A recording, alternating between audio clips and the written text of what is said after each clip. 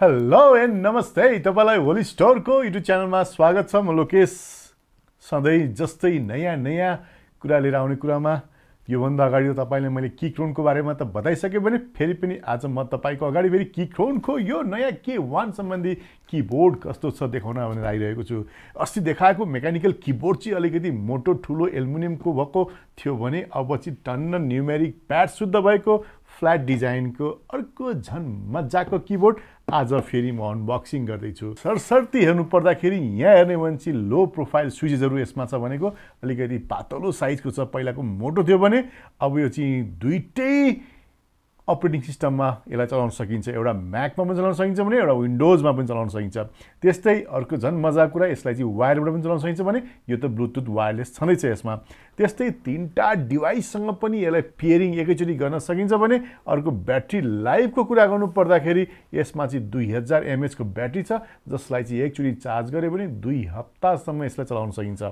र हेर्ने भने एल्युमिनियमको बडी चाहिन्छ, चट्ट वरिपरि एल्युमिनियमको सोलिड बडी भएको र लाइट इफेक्ट यसमा पनि झन् मजाको 15 भन्दा बढी किसिमका लाइट इफेक्ट भएको चाहिँ यो किबोर्ड अब म तपाईको अगाडि अनबक्सिङ गरेर देखाउन गइरहेको छु। अब सबैभन्दा पहिला के गर्नु पर्यो, यहाँ भएको प्लास्टिकलाई त हामीले च्यात्नै पर्यो सरसँगले, किनभने यति नगरी त हामीले किबोर्ड हेर्न सक्दैनौँ। त्यसकारण मैले सब यसलाई अनबक्सिङ गर्ने बेलामा ठ्याक्कै माई गॉड ल यस्तो दामी keyboard, wireless mechanical keyboard with low profile switches. अब हेरौँ यो किबोर्ड कस्तो छ। ढ्याङ्गेला वाउ, माथि कालो फर्म निकालौँ अब हामीले। त्यसपछि किबोर्डलाई मैले निकालेर यतातिर राखेँ, किबोर्डको भित्र आउने कागज पत्र पनि निकालेँ। त्यसपछि यसको साइडमा आउने तार पनि मैले निकालेँ। त्यस्तै किबोर्डको यो निकाल्ने जुन की छ त्यसलाई पनि लिएर आएँ भने यसमा अरू डिफ्रेन्ट कीहरू पनि दिएको छ, यो पनि मैले निकालेँ। भनेपछि यो बट्टामा आउने कुरा यति नै हो, यहाँभन्दा बढी केही आउँदैन। यही कालो फर्मसम्म यताउति कचाकुचुक यस्तै आउने हो भने अब यसलाई चाहिँ हामी एक्चुअली टाक्कैसँगले किकरोनलाई यहाँ साइडमा राखिदिउँ। स्टार्टअप गाइड र केही सम्बन्धी जानकारी यहाँ छ भने यसको लेआउट सम्बन्धी एउटा किबोर्डको लागि सानो बुकलेट जस्तो पेपर हामीसँग यहाँनिर छ। यसमा चाहिँ हामीले कीलाई कसरी युज गर्ने भन्ने कुरो र कसरी स्टार्ट गर्ने भन्ने कुरो यहाँ देखाइरहेको छ। र यसलाई पनि एकछिन हामी साइडमा राखौँ। यो USB टाइप सी केबल त छँदैछ भने यसमा हामीलाई की निकाल्नको लागि एउटा सानो टुल्स यहाँनिर छ र हामीलाई कीका केही टप कीहरू चाहिँ हामीलाई यहाँ दिएको छ जुन चाहिँ हामी आफैले चेन्ज गर्न सक्छौँ। वाउ, के रहेछ त यहाँनिर स्केप की रहेछ, त्यो के हो फोटो मात्रै छ। त्यस्तै यहाँनिर भने अल्टको छ, यहाँ पनि अल्ट छ। त्यस्तै यहाँ आयो भने अर्कै यो के हो यसलाई, यो चाहिँ आई थिङ्क पेयरिङ की जस्तो छ। यो चाहिँ लाइटको की छ। अब हेरौँ सबैभन्दा मजाले हेर्नुपर्ने र जुनको अनबक्सिङ गर्न लागेको त्यो चिज चाहिँ अब हामी हेर्न छुटिरहेको थियो। अब हेरौँ, ओहो ल कस्तो दामी रहेछ यार, लो प्रोफाइल, माई गुडनेस। ल यसमा चाहिँ हेर्ने भने योभन्दा पहिला देखाएको किबोर्डभन्दा अलिकति फरक छ। योभन्दा अगाडिको पहिला किबोर्ड चाहिँ 10 कीलेस थियो भने अब यसमा चाहिँ न्युमेरिक टप पनि यसमा जोडेर आएको छ भने यहाँ हामीले नम्बर, क्याप्स, म्याक, विन भन्ने चाहिँ हामीले यहाँनिर चट्ट माथि इन्डिकेटर यहाँ छ भने यहाँ ब्लुटुथको इन्डिकेटर यहाँ छ भने ब्याट्रीको पावर इन्डिकेटर पनि यहाँ सँगसँगै छ। त्यस्तै यहाँ चाहिँ स्केपको लागि चाहिँ ओरेन्ज कलरको बटम यहाँ दिइरहेको छ। र यो सर हेर्ने भने 104 की भएको यो किबोर्ड वाइट ब्याकलिटमा न्युमेरिक प्याडसहित एल्युमिनियम बडीमा अब हामीले चाहिँ मजासँग एउटा मेकानिकल किबोर्डको मजासहित हामीले चाहिँ अब चलाउन सक्नुभएको छ।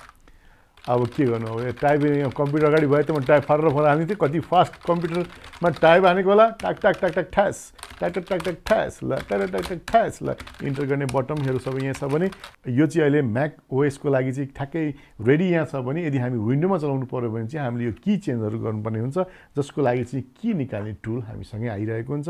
यसलाई चट्ट गर्ने, तान्ने र यो हेर्दाखेरि यो चाहिँ ब्राउन स्विचको छ भन्ने कुरो यहाँबाट पनि थाहा भयो। यहाँ चाहिँ किन ब्राउन कलरको स्विच छ र यसको ठाउँमा चाहिँ हामीले अल्ट बटन यसो ठ्याक्कै राखिदियो भने पनि भइहाल्यो।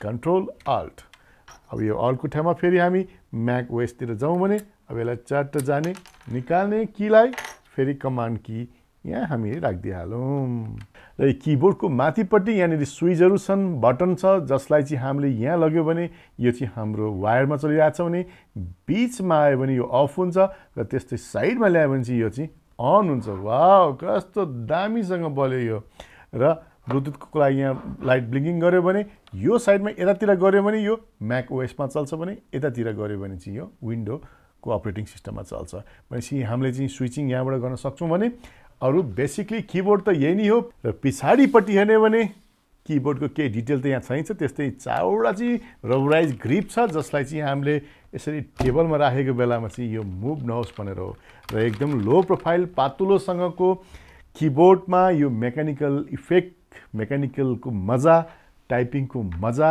अब किक्रोनले यति लामो किबोर्डमा पनि निकालेर अब हामीलाई बेग्लै किसिमको आनन्द दिनुभएको छ भने यसको ब्याकलिटको त मजा बेग्लै नै छ वाइट कलरको ब्याकलिटले गर्दाखेरि सर हामी अँध्यारोमा हल्का लाइट भएको बेला पनि काम गर्नु पर्यो भने मजासँगले कुन की भनेर हेर्न सक्छौँ हुन त टाइप गर्ने मान्छेलाई एक्चुअली हात यहाँ राखेपछि नहेरिकन पनि टाइप गर्न सक्ने हो तर पनि यो किबोर्डको यो जुन लाइटको मजा एकदमै राम्रो छ र लाइटको चेन्जेसहरू हामी यहाँबाट गर्न सक्छौँ डिफ्रेन्ट लाइट कसरी बाल्ने भनेर ब्लिङ्किङको लागि 15वटा डिफ्रेन्ट काइन्ड अफ लाइटिङ इफेक्टहरू चाहिँ हामीले यसै यो लाइटबाट चेन्ज गर्न सक्छौँ भने फुल किबोर्डको फुल तपाईँको रेन्ज चाहिँ यहाँ हामीले पाउँछौँ यो माथिपट्टिदेखि जुन यो किबोर्डको लेआउट हेर्ने हो भने एकदम प्रष्टसँगले म्याक ओएसलाई त एकदम मजाले कम्पेटेबल हुने गरी बनाएको छ भने यहाँ किबोर्डको ब्राइटनेस बढाउने भोल्युम अप डाउन प्लेलिस्टहरूको पनि सबै यहाँ छ माइक्रोफोनको लागि पनि यहाँनिर छ भने यी सबै किसिमका कुराहरू चाहिँ यो प्रष्टसँग यो किबोर्डमा राखिएको छ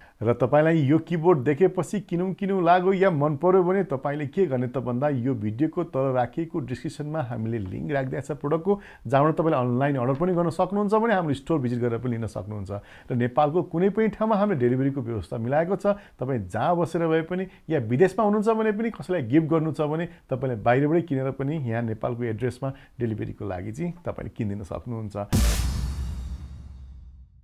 र यति भन्दै आज तपाईँलाई यो किबोर्ड सम्बन्धी केही जानकारी यहीँ समाप्त गर्दै यो भिडियो अन्त्य गर्न चाहन्छु यस्तै नयाँ भिडियो त म लिएर आउने छु जबसम्मलाई बिदा लिन चाहन्छु जानुभन्दा अगाडि यदि तपाईँले च्यानल सब्सक्राइब गर्नु छ सब्सक्राइब गर्न चाहिँ नभुल्नु होला किनभने यस्तै नयाँ भिडियोहरू तपाईँबाट छुट्न सक्छ जसले गर्दाखेरि बेल आइकन पनि अन गर्नु होला यति भन्दै बाई बाई अनि नमस्ते